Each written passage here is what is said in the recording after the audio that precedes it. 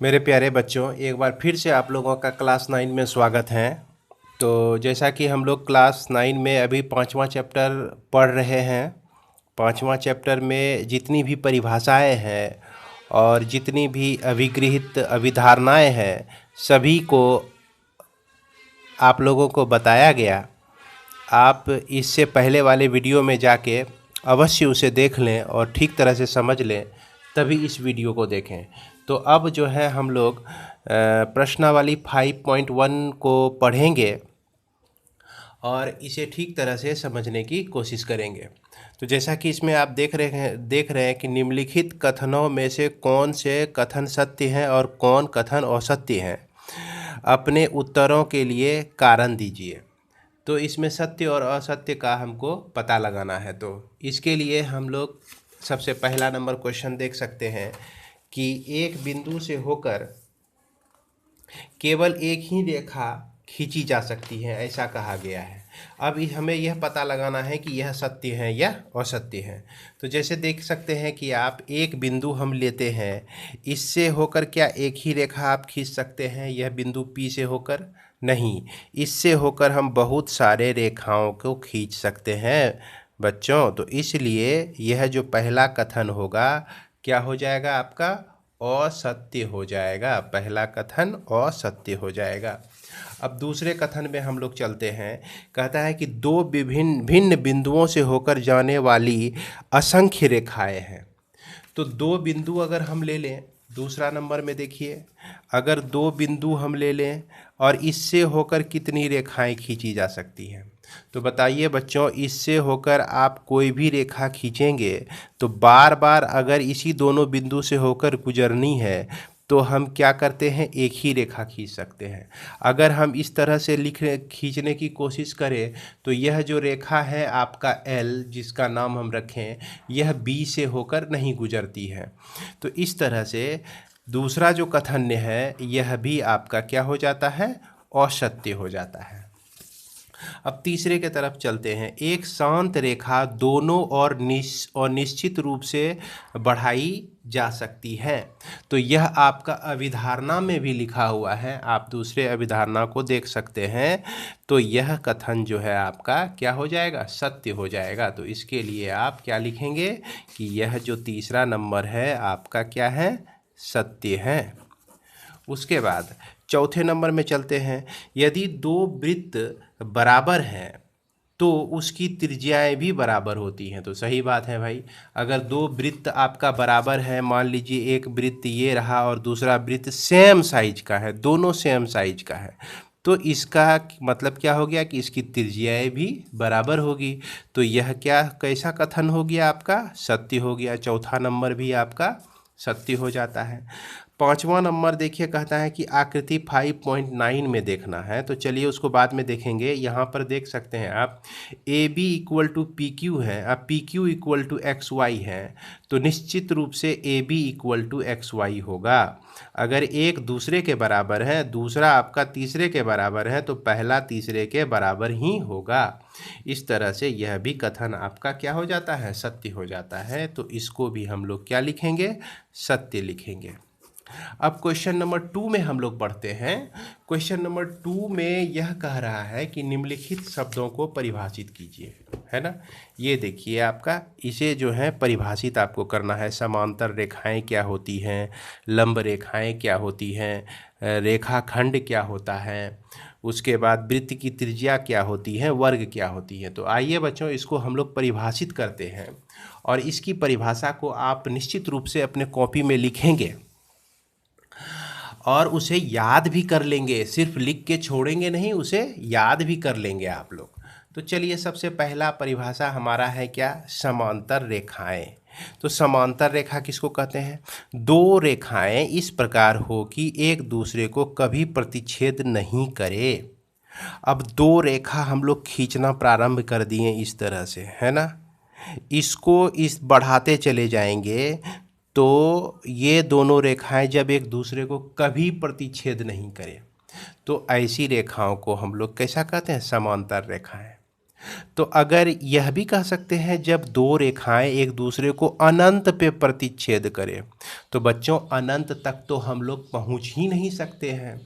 तो इसका मतलब कि मान लेते हैं कि यह कभी प्रतिच्छेद ही नहीं करे, तो ऐसी रेखाओं को भी हम लोग समांतर रेखाएं कहते हैं। उसके बाद दूसरा हम लोग जानते हैं कि लंब रेखाएं किसको कहते हैं। जब कोई एक रेखा है और दूसरी रेखा इस तरह से है और एग्जैक्ट इसके साथ एक समकोण बनाता है। क्या बनाता है? समकोण बनाता है।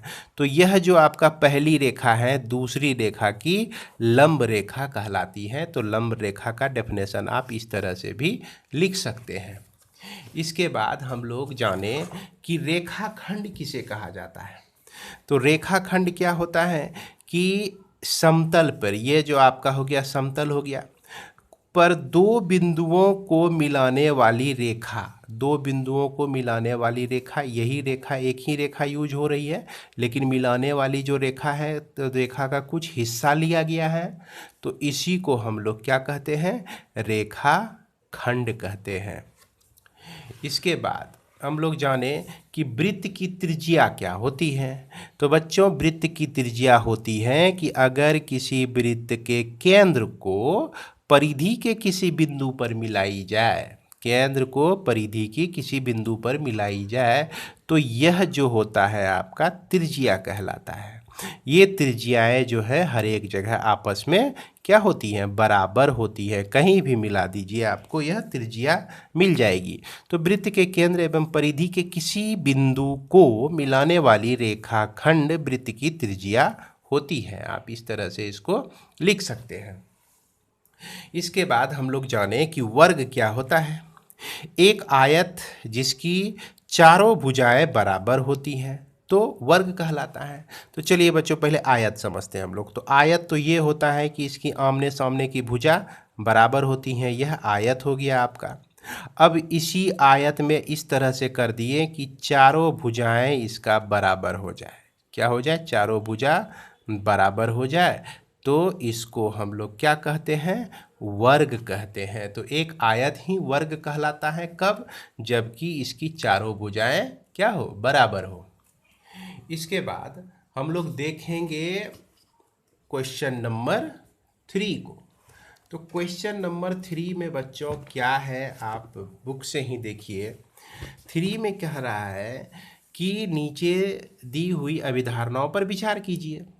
कहता है कि दो भिन्न बिंदु ए और बी दिए रहने पर तीसरी बिंदु सी ऐसा विद्यमान हो कि ए और बी के बीच में हो, और उसके बाद कहता है यहाँ कम से कम ऐसे 3 बिंदु विद्यमान हैं कि वे एक रेखा पर स्थित नहीं हैं। तो बच्चों इसको कहता है क्या कि ये अभिधारणा पर विचार कीजिए आप, क्या ऐसी अभिधारणाएं हो सकती हैं? तो यहाँ पे आंसर होता है यहाँ ऐसी अभिधारणाएं जो है बहुत सारे हो सकती हैं, लेकिन कुछ ही अभिधारणाओं को हम लोग कलेक्ट किए हुए हैं। अब इसमें यहाँ पे पूछता है कि क्या इन अभिधारणाओं को में कोई अपरिभाषित शब्द हैं। तो यहाँ पर इस तरह से अपरिभाषित, ऐसे अनेक अपरिभाषित अभिधारणाएं अभी भी मौजूद हैं बच्चों, है ना, जिसे हम लोग अभी तक नहीं देखे हैं या उसके बारे में हम लोग सोच सकते हैं अपनी कल्पनाओं के आधार पर। फिर कहता है कि क्या ये अभिधारणाएं अविरोधी हैं? नहीं, ये अभिधारणा सॉरी माफ़ करेंगे, अविरोधी कहने का मतलब कि किसी का विरोध करता है यह, है ना।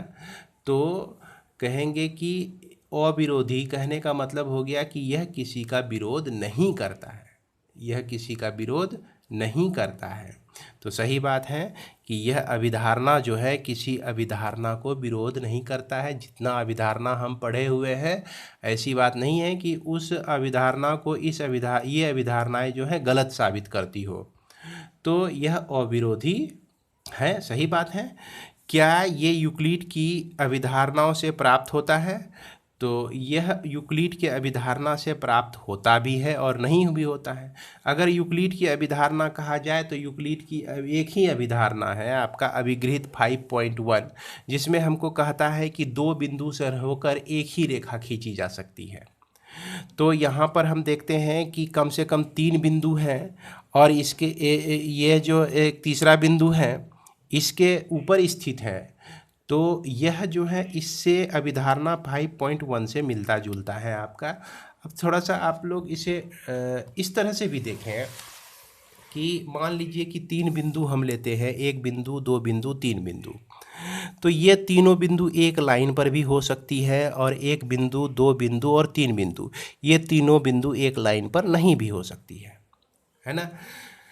तो लेकिन हम लोग यूक्लिड की अभिधारणा में पढ़े हुए थे 5.1 में कि किसी भी दो बिंदु से होकर एक रेखा, केवल एक ही रेखा ड्रॉ की जा सकती है। तो इसलिए हम यहाँ पे कहते हैं कि यूक्लिड अगर यही बिंदु इसके ऊपर आ जाए तो यूक्लिड की अभिधारणा से लगभग यह मिल जाता है। तो यूक्लिड की अभिधारणा से यह प्राप्त होती भी है और प्राप्त नहीं भी होती है। इसलिए जितने भी इसमें क्वेश्चन पूछे गए तो उस सारे क्वेश्चनों का जवाब हम इस आधार पर हम दे सकते हैं, जैसा कि आप लोग देख रहे हैं। तो बच्चों इसको उम्मीद है कि आप लोग समझ गए होंगे। आइए हम लोग आगे बढ़ते हैं, क्वेश्चन नंबर 4 को देखते हैं। क्वेश्चन नंबर 4 में यदि दो बिंदुओं A और B के बीच एक बिंदु C ऐसे स्थित हो, दो बिंदु हैं आपका A और B के बीच आपका C स्थित है, तो सिद्ध कीजिए कि यह AC बराबर हाफ ऑफ AB है ना। इसको सिद्ध करने के लिए हम क्या देख रहे हैं कि AC बराबर CB लिख सकते हैं। AC बराबर CB लिख सकते हैं क्योंकि यह C जो बिंदु है आपका बीच में है। अब हम जान रहे हैं कि बराबर में यदि बराबर जोड़ा जाए तो वो भी आपस में शेष जो निकलता है, प्राप्त होता है, वह भी हमारा बराबर ही होता है। तो यहाँ पर हम लिख सकते हैं कि बराबरों में बराबरों को जोड़ा जाए तो प्राप्त राशि जो भी हो राशि क्या होती है, बराबर होती है। तो जब ये AC में हम ऐड कर दें AC को और CB में हम ऐड कर दें AC को, है ना, तो AC जोड़ AC मिलकर 2AC हो जाता है बच्चों, और CB और AC मिलकर हमारा AB हो जाता है। इस तरह से हम AC को क्या लिख सकते हैं, हाफ ऑफ AB लिख सकते हैं। ये हमको प्रूव्ड हो जाता है, इतने में ही प्रूव्ड हो जाता है। अब अगला क्वेश्चन हम लोग देखते हैं कि प्रश्न 4 में C रेखाखंड AB का एक मध्य बिंदु कहलाता है। C रेखाखंड AB का एक मध्य बिंदु कहलाता है। तो सिद्ध कीजिए कि एक रेखाखंड का एक और केवल एक ही मध्य बिंदु होता है। ये कैसा प्रॉब्लम कह रहा है कि एक गो मध्य बिंदु होगा, एक से ज़्यादा दो मध्य बिंदु नहीं होगा। अगर मान लीजिए कि C मध्य बिंदु है तो अभी तुरंत हम प्रूव किए कि AC को हम लिख सकते हैं हाफ ऑफ AB लिख सकते हैं, है ना। ये समीकरण 1 लिख सकते हैं। यदि संभव हो, है ना, संभव हो तो C के अलावे D जो है मध्य बिंदु है। तो हम क्या लिख सकते हैं, अब लिख रहे थे AC लिख रहे थे, अब लिखेंगे हम AD बराबर 1/2 AB लिखेंगे। ये समीकरण 2 है ना। अब ये देखिए समीकरण 1 और 2 से हमको समझ में आ रहा है कि यह AC जो है AD के बराबर होगा।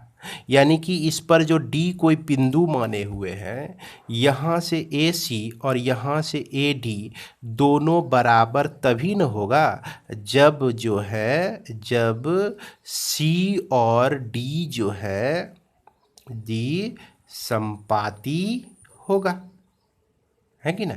जब C और D क्या होगा, संपाती होगा। तो इसलिए हम कह सकते हैं अतः रेखाखंड पर एक और केवल एक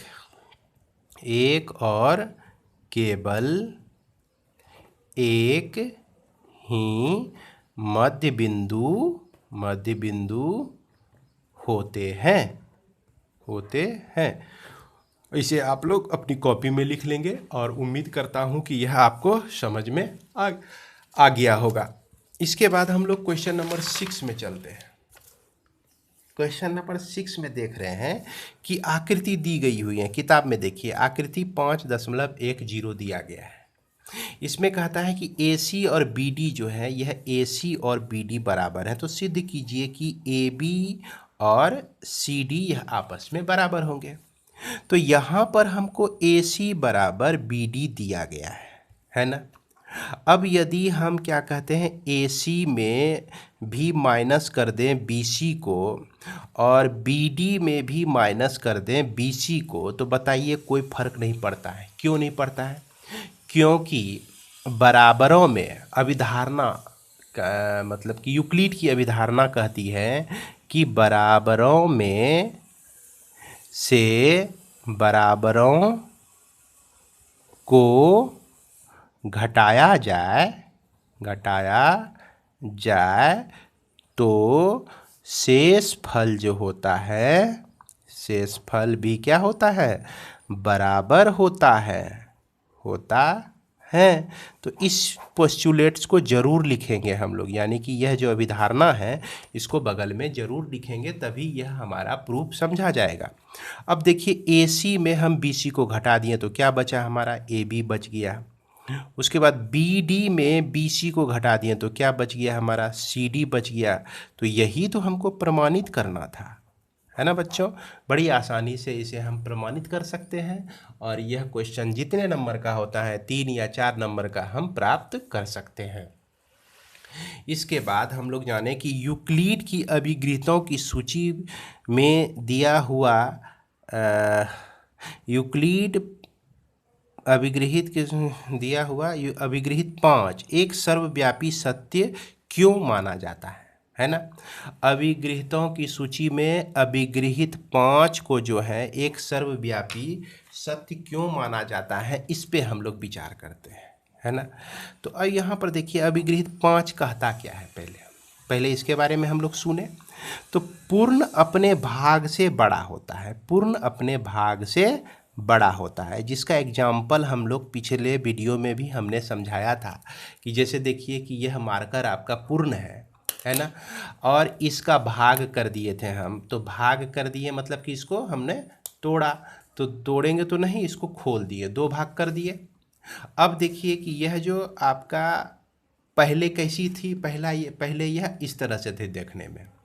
अब इससे जो है आपका इससे इसका टुकड़ा यह भी छोटा है, उसके बाद इससे जो है इसका टुकड़ा यह भी छोटा है।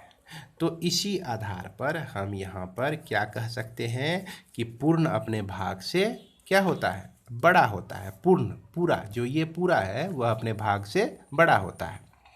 अब यह अभिगृहीत आप सभी जगह कहीं भी चले जाइए, सब जगह सभी वस्तुओं के लिए यह सत्य होता है, इसलिए इसे सार्वभौमिक सत्य माना जाता है। बस इतना ही लिख देंगे हम लोग, यह सफिशिएंट हो जाएगा और क्वेश्चन नंबर 7 का यही आंसर हो जाएगा। तो इस तरह से बच्चों आपका इंड हो जाता है एक्सरसाइज 5.1 जो है ख़त्म हो जाता है, समाप्त हो जाता है। अब हम लोग चलते हैं 5.2 के तरफ। 5.2 में देख सकते हैं यहाँ पे कहा कि आप यूक्लिड की 5वीं अभिधारणा को किस प्रकार लिखेंगे ताकि वह सरलता से समझी जा सके। तो बच्चों सबसे पहले हम लोग यूक्लिड की पांचवी अभिधारणा क्या कहती है इसके बारे में हम लोग देखें। और पिछले वीडियो में भी हमने बता चुका है कि यूक्लिड की पांचवी अभिधारणा क्या होती है, लेकिन फिर भी हम लोग बुक में देखते हैं कि ये कहता है कि यदि एक सीधी रेखा दो सीधी रेखा पर गिरकर अपने एक ही और दो अंतः कोण इस प्रकार बनाए कि इन दोनों कोणों का योग मिलकर दो समकोण से कम हो, तो वे दोनों सीधी रेखाएं अनिश्चित रूप से बढ़ाए जाने के बाद उसी ओर मिलती है जिस ओर यह योग दो समकोण से कम होता है। तो इसको अब हम लोग डिटेल में समझें कि ये कहता है कि दो रेखा हो गई आपका, एक तीसरी रेखा। अब देखिए यह जो है अंतःकोण हो गया, यह भी हो गया आपका अंतःकोण, 1 2 3 और 4, कोण 3 जोड़ कोण 4, इधर कोण 1 जोड़ कोण 2, ये दोनों कोण हो गया। अब देखिए इस दोनों कोणों में से के योग में से कोई एक कोण जो होगा 180 डिग्री से छोटा होगा, यानी कि दो समकोण से कम होगा। तो जिधर दो समकोण से कम होगा उधर अगर हम बढ़ाते हैं इसको, मान लीजिए इधर कम है, यह 180 डिग्री से छोटा है, तो इधर आप बढ़ाएंगे तो ये रेखा कहीं ना कहीं जाके मिलेगी, मीट करेगी, है ना।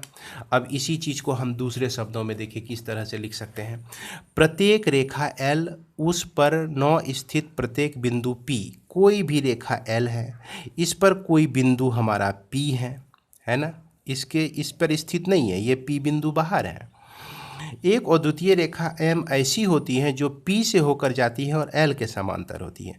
तो एक रेखा ऐसी होती है जो P से होकर जाती है और यह जो है समांतर होती है। अब देखिए बच्चों यहाँ क्या होता है कि अगर 1 और 2 मिलके भी 180 डिग्री हो जाए और इधर भी ये दोनों मिलके 180 डिग्री हो जाए, यह कंडीशन क्रिएट हो जाए, तो यह ना इधर मिलेगा ना यह इधर मिलेगा। तो ऐसे में क्या हो जाएगा, दोनों हमारा रेखा ये समांतर हो जाएगा। तो यह जो पोस्टुलेट अभिधारणा है आपका, कुछ कुछ इससे मिलता है, या तो पूरी तरह से हम कह सकते हैं कि इससे यह मेल खाता है, इसी की व्युत्पत्ति ये हो जाती है। अब इसी को दूसरे शब्दों में भी हम लिखे हुए हैं, देखिए कैसे लिख सकते हैं कि दो भिन्न प्रतिच्छेदी रेखाएं एक ही रेखा के समांतर नहीं हो सकती है। अब जैसे देखिए दो प्रतिच्छेदी रेखाएं हैं, क्या ये दोनों रेखाएं इस रेखा के समांतर हो सकती हैं? नहीं हो सकती हैं। जब भी होगा तो कोई एक ही रेखा के समांतर होगा। जैसे मान लीजिए L और M लिए थे, ये T लाइन लिए, तो ये जो है M के पैरेलल है तो L के पैरेलल नहीं है। अब जैसे देखिए ये जो है L के पैरेलल है तो यह जो है आपका M के पैरेलल नहीं है। तो इसी चीज़ को हम इस तरह से दिखा सकते हैं, दर्शा सकते हैं। अब ये कहता है कि क्या यूक्लिड की पांचवी अभिधारणा से समांतर रेखाओं के अस्तित्व का औचित्य निर्धारित होता है, स्पष्ट कीजिए। तो बच्चों अभी आपने तुरंत देखा इसको, है ना। इसमें क्या किया गया कि दो रेखा पर एक रेखा इस तरह से काटती है और यह अंतः कोणों का योग जो है 1 2 3 4, तो 1 जोड़ 2 मिलकर भी 180 हो जाए और इधर 3 और 4 मिलकर भी 180 हो जाए, तो ये दोनों रेखाएं क्या होती है, समांतर हो जाती हैं। तो हम क्या लिखेंगे कि पांचवी अभिधारणा से समांतर रेखाओं का अस्तित्व का औचित्य निर्धारित होता है। तो हाँ क्या कहेंगे, हाँ निर्धारित होता है। और कैसे निर्धारित होता है, यदि दोनों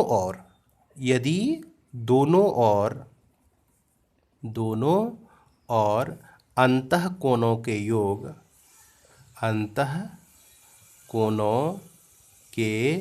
योग क्या हो जाए, दो समकोण के बराबर हो जाए, दो समकोण यानी कि 180 डिग्री के बराबर हो जाए, तो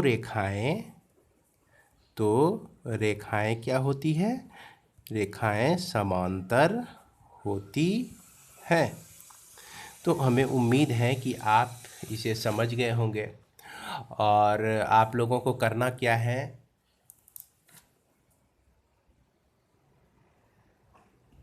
कि इसे अपने कॉपी में लिख लेंगे कॉपी में लिखें और लिखने के बाद जो है आप इसे याद कर लें बच्चों, है ना। बस इसी के साथ मैं इसे विराम देता हूँ। धन्यवाद।